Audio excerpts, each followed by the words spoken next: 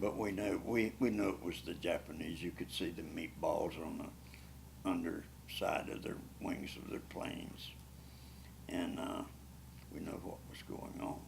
And of course, we would learn later they wanted to wipe out the Pacific Fleet so they could take over Southeast Asia and get their rubber and their oil and all of the materials that an island nation didn't have. So it was part of their master plan. I would serve on other ships. I served on an attack transport was my next ship, which picked up Marines in New Zealand who were there for R&R after spending months and months in the jungles of Guadalcanal. They were there, and we picked them up and brought them to a place for further training.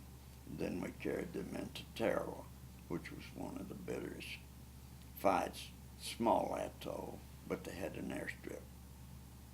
And the Navy misjudged the tides. And the reason so many of our troops were killed, those Higgins boats were plywood. And the tide was lower, you couldn't see the reefs. So they went right over them and were split open. And there's the Marines out, holding their rifles above water. And they were just bait for the Japanese. They didn't have a chance. Now, oddly enough, aboard ship, I knew more what was going on Tarawa than anyone else because I was copying news from the States. And the newsmen on Tarawa, AP, UP, and other agencies were radioing their war reports back to the States. So we got shelled by a shore battery that the Japanese captured in Singapore, and it had greater length of travel. Their bullet shells would travel greater lengths. And so we had to move out to sea. It was sad seeing those young Marine bodies floating over a mile back out to our ship. But it just went on. We invaded the Aleutians, Attu and Kiska. And that was when the Battle of Midway was being fought, the turning point of the war. And I would end up in Tokyo Bay, September the 2nd, 1945, knowing that I had been where it started, when it started. My ship was enlisted as a ship present at Tokyo Bay because we entered the harbor after the diplomats with their stovepipe hats had left the ship and gone back, and it was all over. But I felt like I was a part of it, and it was a good feeling knowing that all the ships, the Japanese ships that participated in the Pearl Harbor attack were at the bottom of the sea. Very few people in that attack survived. Probably no aircraft whatsoever survived. So it was a bittersweet feeling. Then on back one paragraph, on August 14th, 1945, the Japanese surrendered unconditionally, and we learned that just after dark. We were showing a movie on deck. And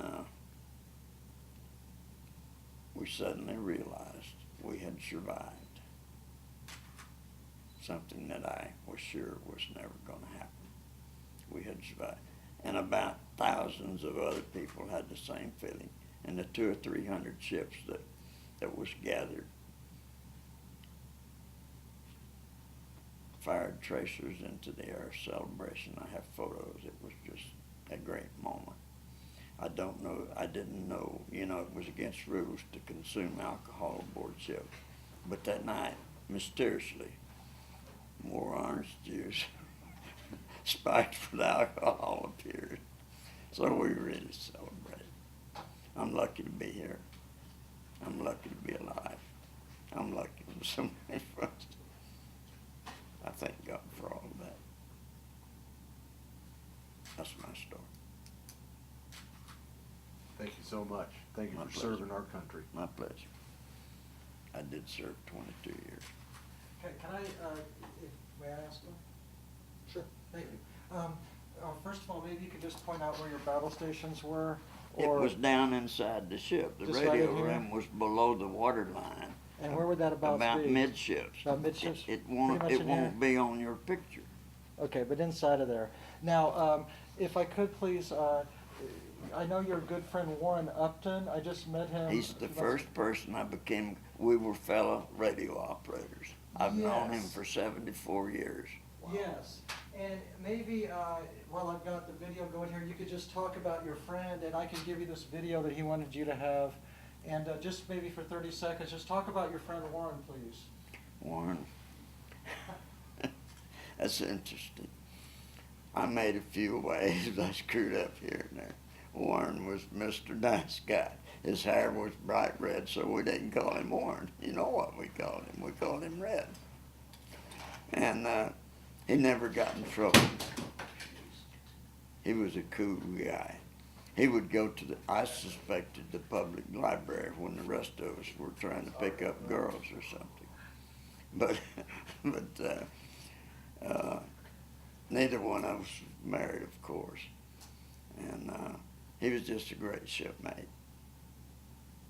You couldn't ask for a better shipmate. And at the moment the torpedoes exploded, Warren had got up and dressed and was reaching for something in his locker. I think it was his watch. He was going ashore. And we just have a lot in common. Thank you. Sure.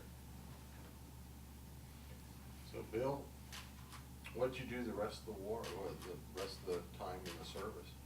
I retired after 22 years in 1962.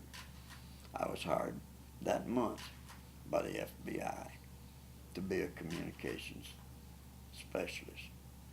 I worked that job almost 2 years. I was in Dallas at the time President Kennedy was assassinated.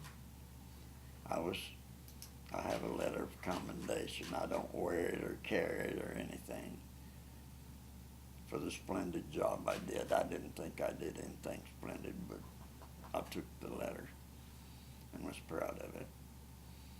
And that was going to be my second career. I never looked for a job. I was looking for a career because my financial plan of survival was to draw my little stipend from the military the rest of my life. Then I needed a retirement, a second source. And that would have been my second source. Unfortunately, they transferred me to Chicago. And you don't refuse a transfer under J. Edgar Hoover. He was the greatest micromanager in the world. You could do the wrong U-turn and he'd find out about it. Anyway, I would go to work for a major oil company in telecommunications. And they were taken over by, swallowed by a bigger fish. And I turned in my electronic test equipment for a three-piece suit and a tie. And wearing your tie too tight will cause brain damage, and I'm proof of it. But a briefcase, an expense account, and I went back to Alaska after the discovery of Prudhoe Bay. And it was sure nicer putting up in the Captain Cook Hotel in my three-piece suit owning an expense account than it was being a white hat in the Navy along the coast of the Aleutians. So you were doing communications in Dallas for the FBI during the assassination? Yes. That must have been a nightmare. Well, I had to attend all agents meetings because I had to know what equipment they were going to use and have fresh batteries put in or whatever, or tuned up. And we had to keep their two-way radios in the car. and great operating conditions. And the only problem where I come close to getting in trouble, we had all Motorola communications. We had like, I think, 50 agents there and then another 10 scattered around. And we maintained all their equipment. And we had Motorola radio equipment, which was very good. For some reason, my boss, before I got there, had put a GE radio in the SAC, the special agent in charge car. When you had a bank robbery, he got out there directing it and all, and he had to crap his radio in a bunch. And he called us in and he said, "I know you guys know what you're doing or you wouldn't be here, but I want my radio to work." So we put him in a Motorola radio and took care of that. Anyway, that's my story. I would retire 31 years ago, this April 1st, from what then was Atlantic Richfield Company, who was later bought out after I retired by British Petroleum. They own them virtually, them and Exxon, maybe a little Mobil owns the North Slope oil in Alaska. Two hard things to swallow. When Alaska became a state, Texas was just half as large as Alaska. We were no longer the biggest state. And not only that, they were probably equal in Texas in the production of oil, but that's moot here. Good stuff, Bill. Hey, I appreciate it. You want to give you a hand up? Come on up. I appreciate it, but I try to do things on my own. Michael's got you, Mike. You guys were great. Thank you so much.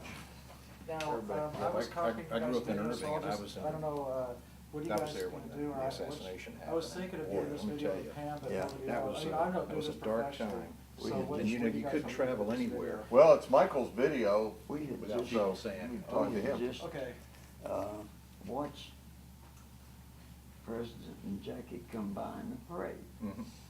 And you'll never guess the first word uttered by my fellow employees as we were returning to the office. What's that?" They said, "There goes our federal building." We were supposed to get a new federal building. And the first remark was, "There goes our federal building." And that was years ago. We just interviewed the grandson of a fellow that was in the Boxer Rebellion, and his father received the Medal of Honor, and he was taken to the White House years later